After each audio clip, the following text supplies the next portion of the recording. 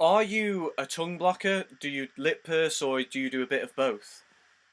I do both, but I'm really way more primarily a tongue blocker. I mean, I've gone back and forth, and there's been times that I just kind of relearned lipping just for the sake of variety and mainly tonal variety, and just to kind of keep practicing. The only things I really use lipping for, I'd say, would be triple tonguing. Mm-hmm. Let me grab a harp. Oh yeah, that'd be great.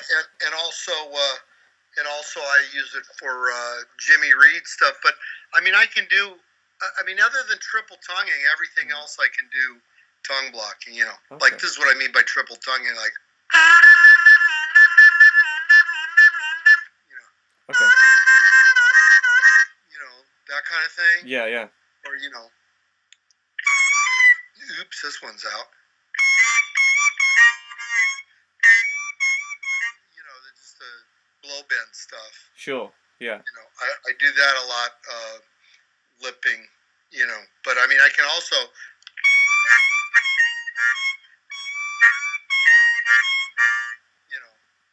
Tongue blocking. So yeah, sure. It can be done either way. Yeah. So what were you calling it? Triple tonguing, you were calling it? Triple. Yeah, triple tonguing. And so that's something where you're kind of reliant on the tongue to get that articulation. So if the tongue was tied up in its usual place, then you'd be restricted in that sense. Right. Yeah. So you have to be.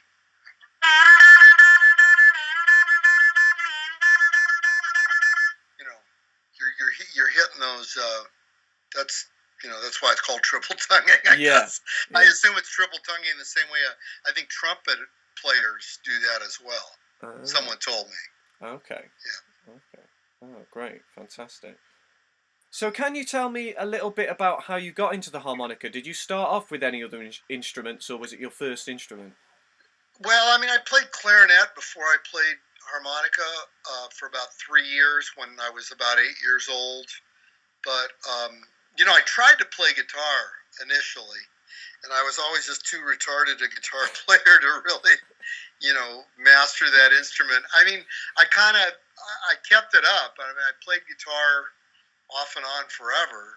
And, I mean, there were times I got more serious with it, and then I would let it slack, and then I would get serious with it. But I haven't really been serious with it in a long, long time. Mm-hmm. But I think the major thing was everyone I knew in high school was really good on the guitar and really lousy on the harmonica. So I thought, well, I'll have less competition if I get really good on this. But frankly, it was just a natural fit for me. Mm-hmm. For some reason, I got into harmonica, and it was just, I was totally, preoccupied with it all the time. Sure, yeah. I immersed myself in it, really. Yeah. And presumably listen to all the kind of classic guys, the Chicago guys. When I started, I listened to everybody. And I mean, really, the guys that got my ear were the rock guys that played, a little bit of blues harp. I mean, I heard Jack Bruce, and Cream, and John Mayall, playing, and then a buddy of mine in high school, an older fella that kind of gave me my first lessons. He turned me on to like James Cotton, and somebody else turned me on to Sonny Terry, and my friend also turned me on to Paul Butterfield. So a lot of those guys were the ones that I started really listening to. Mm-hmm. And I kind of let a lot of the other rock players kind of fall by the wayside because I realized they weren't as good as I thought they were. Yeah, when you hear the blues guys, it's hard to turn back from that, isn't it? Yeah, and then once I heard Little Walter and, Sonny Boy Williamson, I was like, I was completely, a devotee of those guys. Yeah. One of the things that seems to be a running theme in these interviews I'm doing is I'll ask people who they listen to, and often I get the response, "Oh, I don't really listen to that many harmonica players." What's it like for you? Are you still listening to harmonica players? Oh yeah. No, I still listen to harmonica all the time. I mean, but I mean, frankly, yeah. I mean, I listen to everything now. I don't listen to just one thing. I don't listen to just harmonica, or I don't listen to one genre of music. I listen to all kinds of genres. I mean, blues and jazz are still my real primaries. And even though I might listen to, folk music or country music or rock music or, older music, from earlier times, I don't listen to much brand new. Mm. I mean, occasionally I heard a song in a movie the other day, and I downloaded that because I liked the song, and it was a brand new group, some Canadian group. But it's rare that I do listen to. I mean, it's just basically if it's good music, I'll listen to it. Sure. Yeah. And do you have favorite harmonica players who you still listen to years and years after discovering them?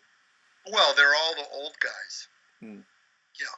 I mean, I still listen to Sonny Boy and Walter and Cotton and Big Walter, George Smith. I listen to everybody.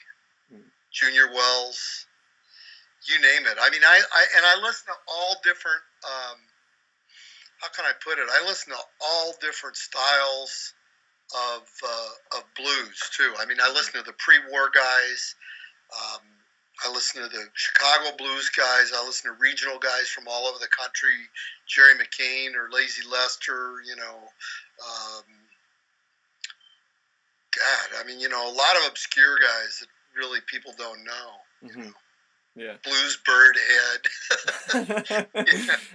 I don't know him. People that a lot of people don't follow. Yeah. I mean, to me, the key to this is finding guys that most people don't hear.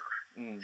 If you're going to copy somebody nobody is going to know who the hell you're copying. Sure, yeah. Papa Lightfoot used to be a favorite back when I started playing. The really, serious guys would follow guys like him, just because it was like nobody really heard his records compared to, say, Little Walter, So. And are there a lot of interesting harmonica players who you can steal things from dotted around the US who we wouldn't hear over in the UK, and maybe people haven't even heard? Somebody like that passed away that to me was just an amazing player and full of just rich ideas and a total style of his own was Paul DeLay. Yeah. And Paul was somebody that, all the Northwest people know who he was, but very few people outside of the Northwest really got hip to him because he didn't travel as much. Yeah. And he was just a friggin' genius when it came to his ideas, and it was so out what he played. But at the same time, it still had that bluesy quality to it. And I love that about him, that he really he kept a blues feeling in his playing. There's a lot of guys I hear, they could play way more licks than me. They could play way more, wild ideas and stuff. But if it doesn't have that feeling in it, it's hard for me to get off on it. Sure. Feeling for me in music and blues in particular is just such an essence, I mean, somebody like Steve Geiger's a very underrated guy, who's just a phenomenal player and totally full of feeling and does not play like he's... a lot of guys play like they're trying to get applause or something. Yeah. And my feeling is fuck that. Yeah. play from your heart and play what lends itself to the song as opposed to playing what's gonna make people go ooh ah. Sure. Yeah. Yeah, that doesn't do it for me at all. Serve the song, don't serve your ego. Yeah, don't serve your ego. Mm. And I mean, Paul's beautiful. I mean, Steve's beautiful about that. Paul was beautiful about that. There's a guy named Jim Liban that's a great harp player out of Milwaukee.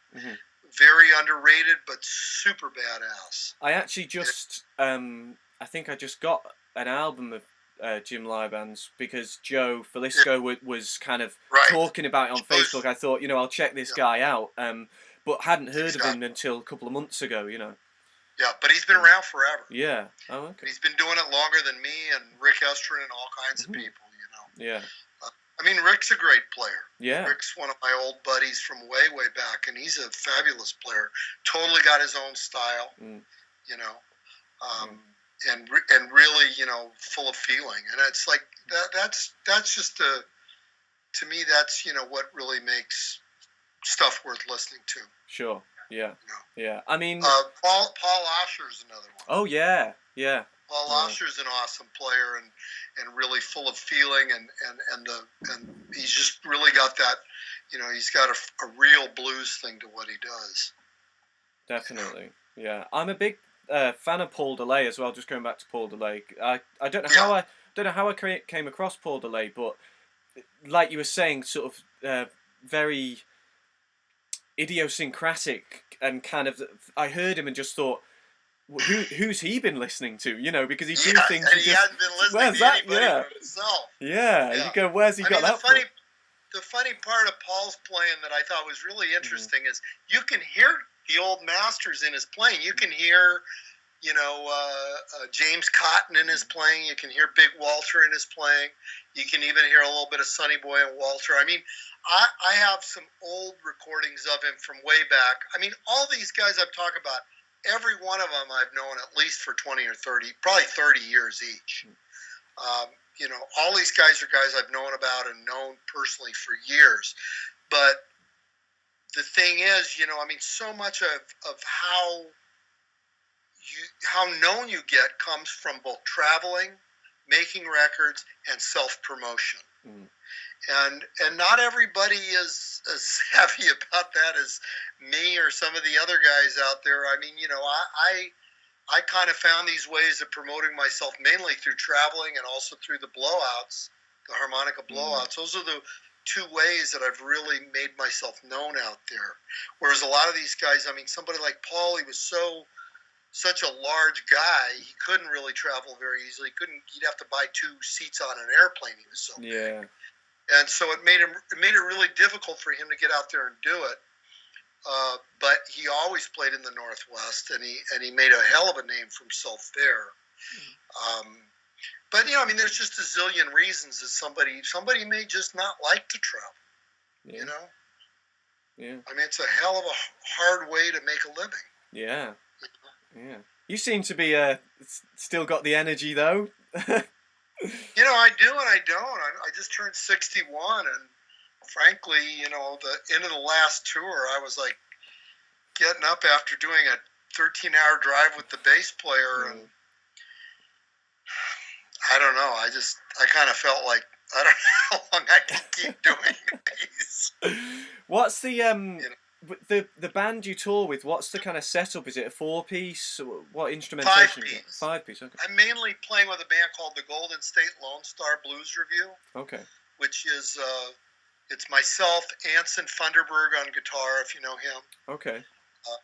Wes Starr on drums, R.W. Grigsby on bass, and we're kind of shaping up who's going to be the keyboard player in it. It was little Charlie Beatty on guitar, but he left after 4 years, so we're finding a piano player instead. Sure. Yeah. In terms of when you're making a record or playing on stage, just a little bit about positions. Are you mainly playing cross harp? Is it kind of first, second, and third? Do you ever play any kind of slightly weirder positions or? Nah, I don't. I play first, second, and third primarily. I play chromatic, so usually if I'm not going to play in those, I'm playing on a chromatic. But yeah, I'm not big on fifth position or sixth position. Sure. Yeah. And then on the chromatic, they're very limited. Yeah, chromatic playing.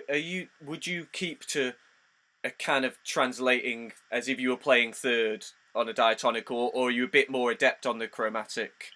I play in first, second, and third on it. Oh, okay. Yeah. But I mainly play in second and third. Okay. But I do some things in first as well. Okay, cool. Yeah, I've recorded things in all those too. Yeah.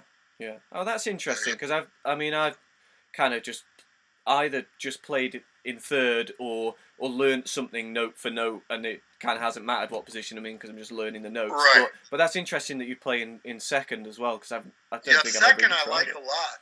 It's trickier. But I also play in third major, where you go like this. You go.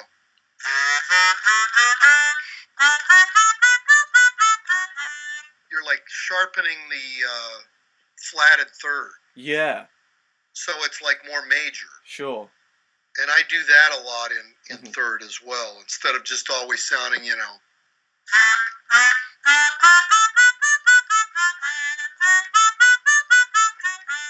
see? Yeah. That kind of. The other thing is when you hit the 4,